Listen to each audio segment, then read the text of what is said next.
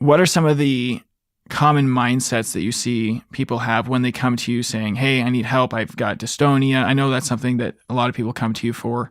I've got dystonia or X, Y, and Z type of injury. What are some of the mindsets that they come to you with, if that makes sense? Sure, Clark.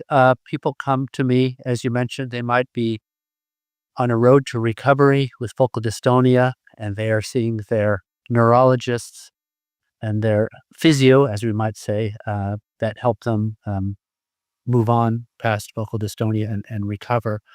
Also, people who don't have a dystonia and worry about other things like maybe the performance will not be like a good one in the past. Any kind of performance anxiety, I would say that 2/3, if not 3/4 of the people who come to me are on the audition trail and they feel like they're missing that top 5, top 3, top 1% edge in the mindset game, as we say. They've read the books, the Inner Game of Music books, the Inner Game of Tennis Sure. Yeah. books, viewed videos, self-help, maybe some Tony Robbins things. And then to work with somebody one-on-one or in a group with an experienced coach, specifically experienced in helping the niche of musicians, is basically what I do. And to answer your question, what do people come to me for? It's basically to equip them with a more confident mindset that they're going to see this through. And what I do as a coach is I help them step into their best possible version of themselves, their fullest potential, which a lot of times we don't see when we are in our own head. We have our experiences, we have the stories in our head, we have a habit of trying the same things over and over, but more or maybe slightly different. And what a coach does is a coach will be able to understand and learn where you are coming from and then give you other perspectives and draw out that genius, that best potential self that you've got within you that you hadn't have even realized. And with that, putting you into a higher emotional state, some clear mindset strategies, way to talk to yourself, and ways to action quicker results forward. And as far as people coming to me with dystonia, as mentioned, they might already be seeing a performance psychologist.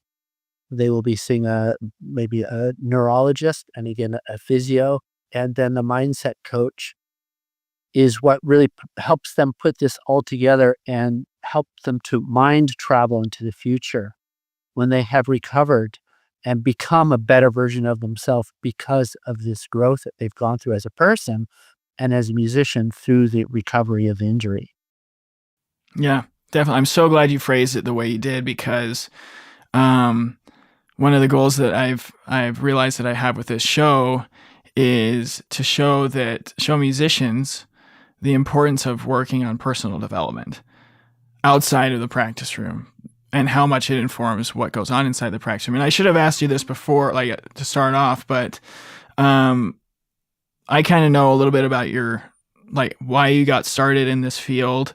I mean, you're already a very accomplished tubist at this point in your career, but why has this become so important to you personally, becoming a coach and helping musicians get through this? Like, what is your background with all this, and how did it kind of propel you into what you're doing now? Hmm. Well, there are three aspects to this. One is the bouts and the challenges I have had within myself, my internal self, through performance anxiety secretly. I probably represent a large percentage of musicians who deep inside are thinking like, oh no, what if they don't like me? What if I mess this up? Oh my gosh, I'm playing now in this orchestra with this conductor, and this is a really hard part. The cameras are on me. What if I mess up? Performance anxiety that then manifests into physical symptoms like shaking, dry mouth, losing sense of time, even. And so I read the books that I knew that were available, came up with some mindset strategies on my own that helped. And then when I went into the Life Coaching Academy and was introduced to NLP, neuro linguistic programming, I thought, oh my gosh, this is the golden ticket. This is the answer, because neurolinguistic programming stands for programming or reprogramming the way the neurology of your brain operates when you think, when you talk to yourself. So NLP, neuro, L, language, P, programming, neurolinguistic programming, trains ourselves to start talking to ourselves differently in patterns and in ways that we would not have possibly imagined without the help of an NLP coach. And then the way we talk to ourselves will change the directions of the neural pathways of how our brain operates. We will start thinking differently. We will start being in a different emotional state. And then as soon as that starts happening, then the magic occurs. And rather than focusing on what could go wrong, we are basically laser focused on what we are going to create and what we are able to do, and that we are getting better all the time, and that we trust this process.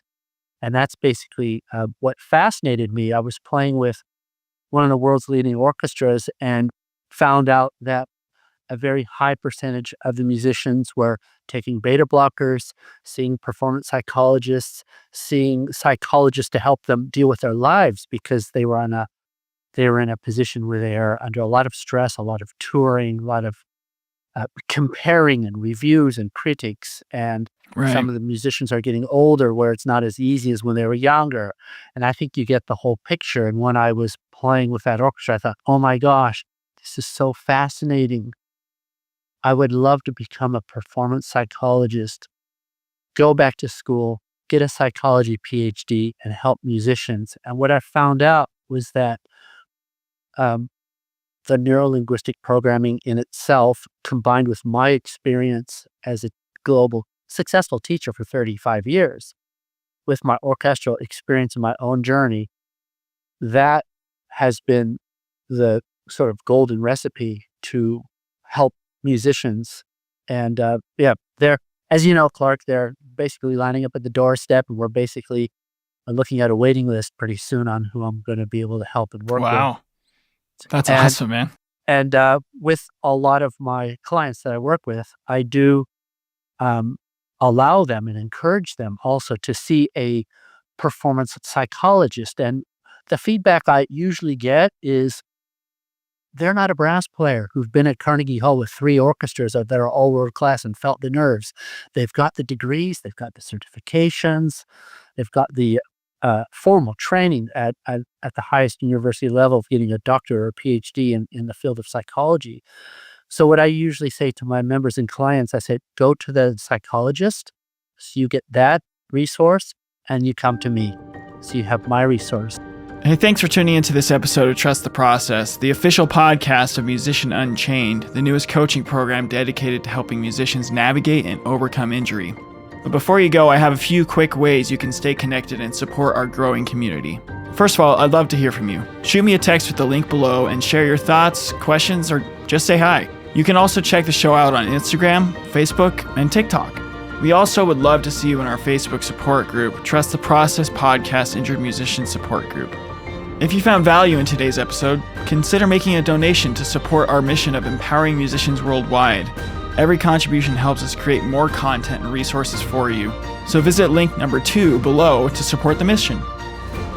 If you decide to donate, I'll send you my newest resource, the Injured Musician Toolkit, which is an ebook designed to give you tools to help you get through your injury. Subscribe to our newsletter to get exclusive insights, tips, sneak previews of episodes, and announcements straight to your inbox. Act now and I will send you a free gift. So sign up at www.musicianunchained.com/newsletter. And if you or someone you know would like to go deeper with me in the topics of injury and mindset, head over back to musicianunchained.com and check out the Let's Hang tab. As always, I want to thank Daniel Baldwin, my audio engineer, and my sister Dana Lovell for her help with the promotional materials. There is no podcast without them.